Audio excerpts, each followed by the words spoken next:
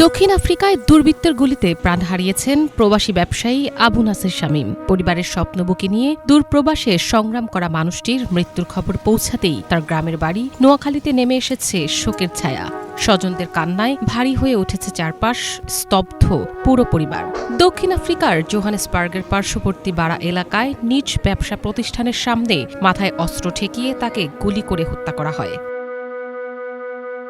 মঙ্গলবার স্থানীয় সময় বিকেল ৫:৩০টার দিকে এই মর্মান্তিক ঘটনা ঘটে।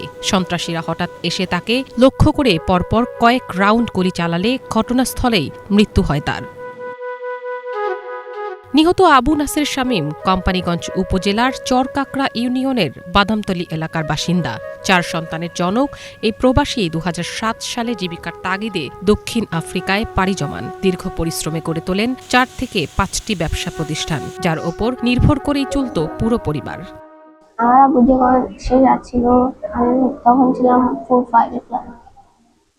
এখন আসার কথা ছিল, আসতে পারে নাই।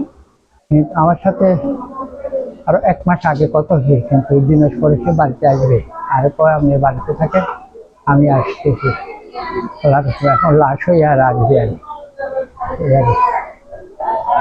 সবার কাছে ওরা রুহের মাগফিরাত কামনা করি। উনি এই অঞ্চলে অনেক গরিব দুঃখী মানুষের পাশে দাঁড়াইতো।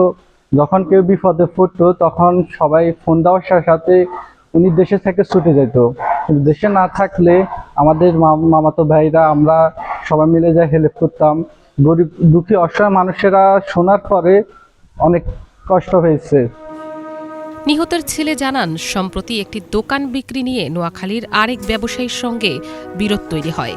বিষয়টি নিয়ে উত্তেজনা বাড়তে থাকায় নিরাপত্তা ব্যবস্থা জোরদার করা হলেও শেষ পর্যন্ত তা কাজে আসেনি। ঘটনার সময় দোকানের সামনে নিরাপত্তা কর্মীর সঙ্গে কথা বলছিলেন আবু নাসের। তখনই সন্ত্রাসীরা এসে গুলি চালায়।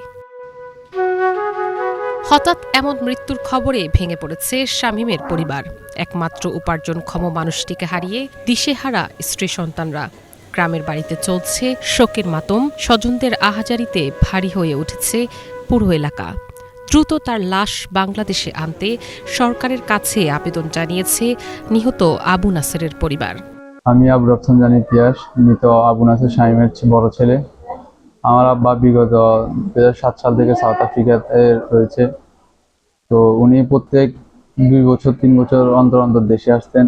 এবার আনুমানিক ৪.৫ বছর হয়ে গেছে, আসতে পারে নাই।